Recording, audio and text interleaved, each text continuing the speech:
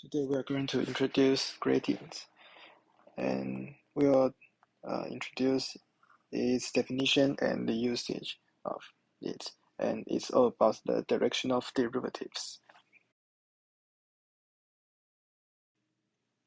First, look at the definition of gradients. This is how we define gradients. We have a function that includes two variables, x and y. Then the gradients of the function f is the partial derivative to x and plus the partial derivatives to y. Now we know how to find the gradient of a function. Now let's talk about the directional derivatives of a function. And the definition is very easy. It is the inner product of the gradients and the unit vector.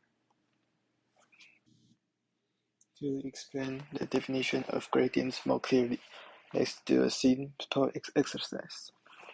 Okay, for example, f of x and function f includes two variables x and y, and it's sin x plus exponential xy.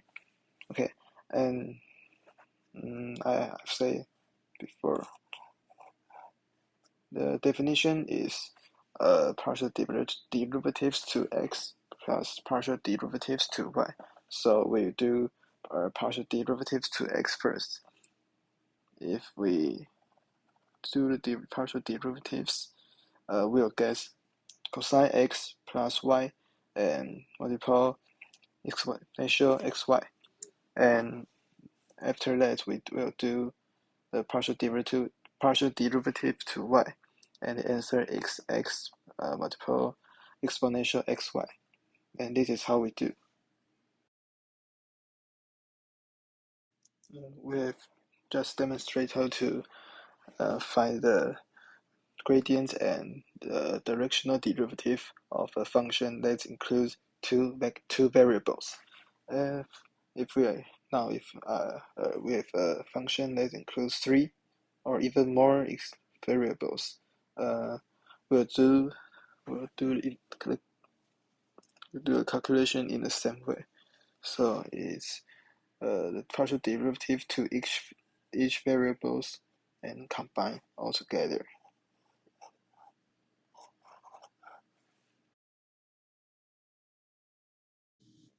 Now let's talk about the last topic, how to find the maximum change of a directional function.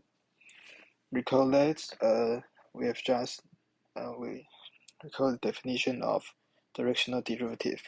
It's gradient and the dot the unit vector, and by the definition of dot, this inner product is a multiple b and cosine theta.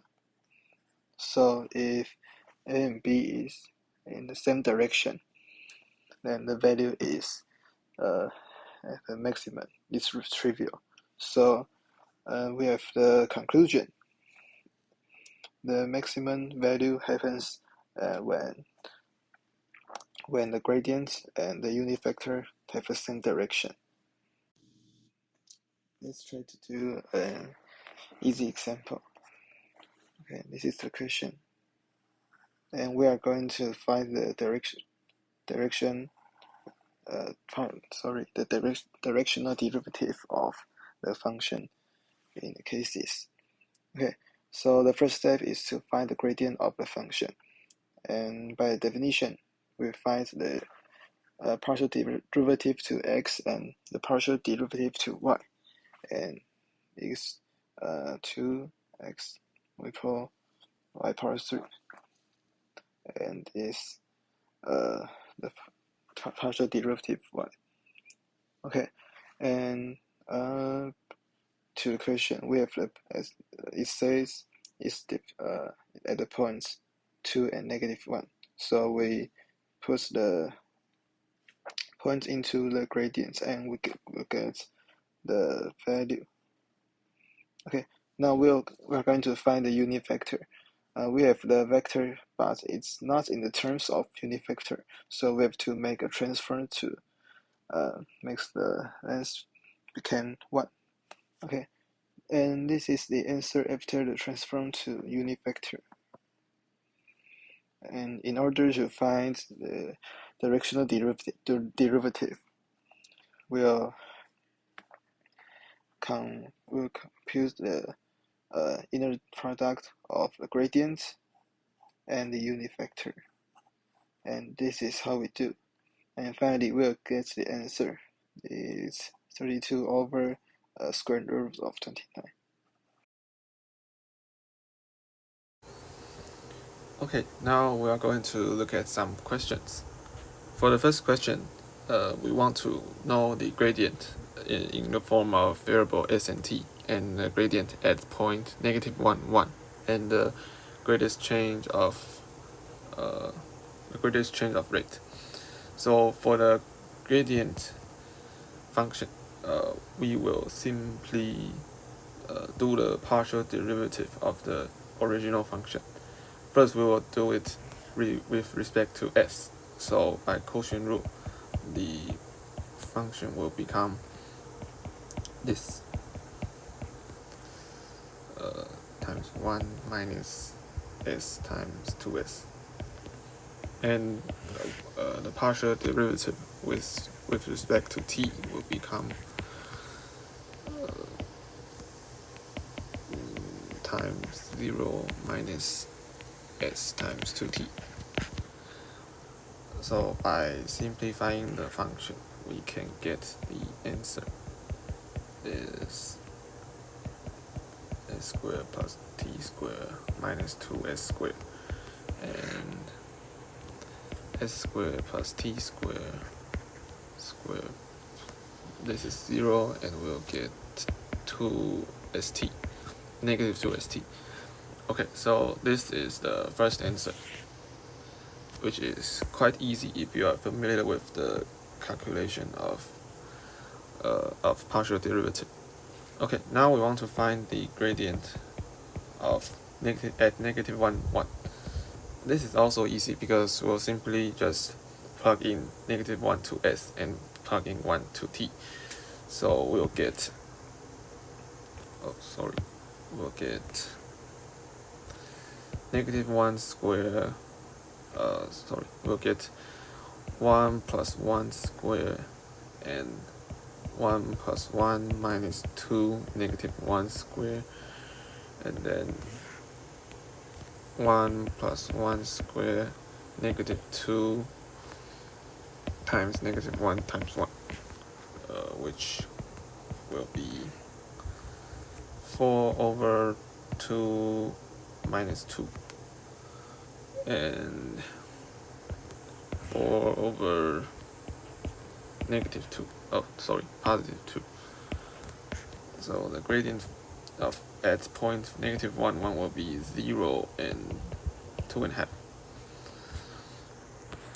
And then we want to get the greatest change of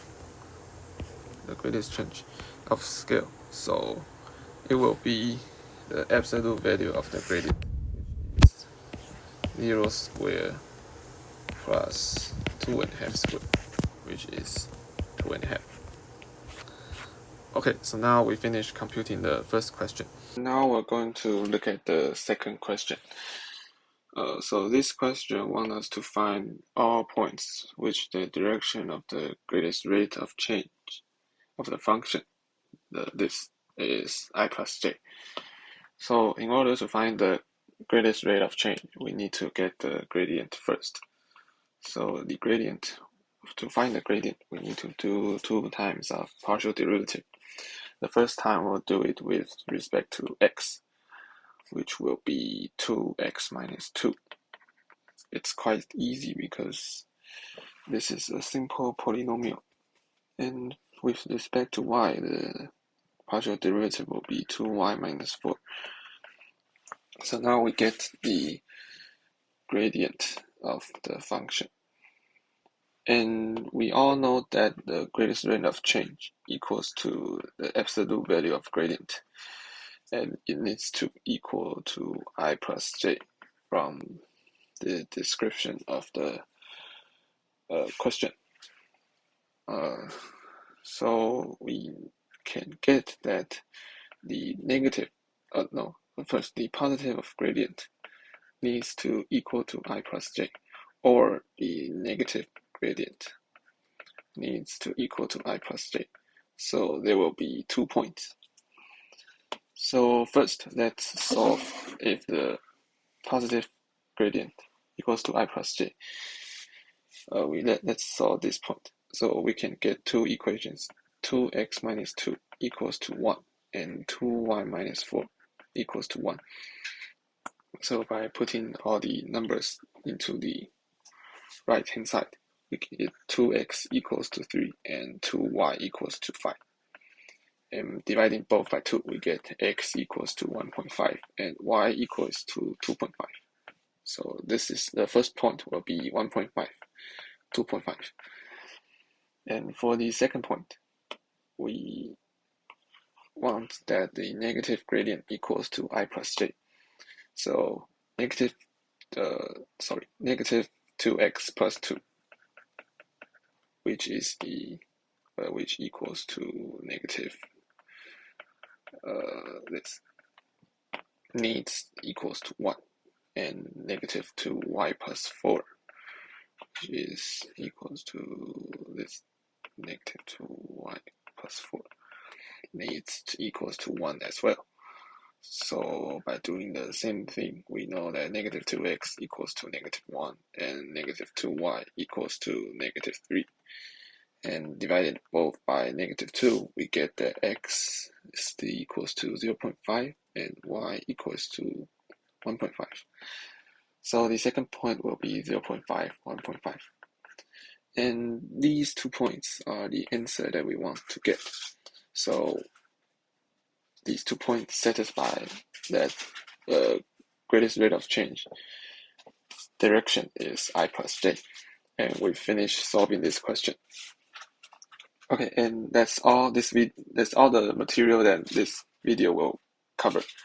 Hope you learned something from it, and thank you for watching till the end.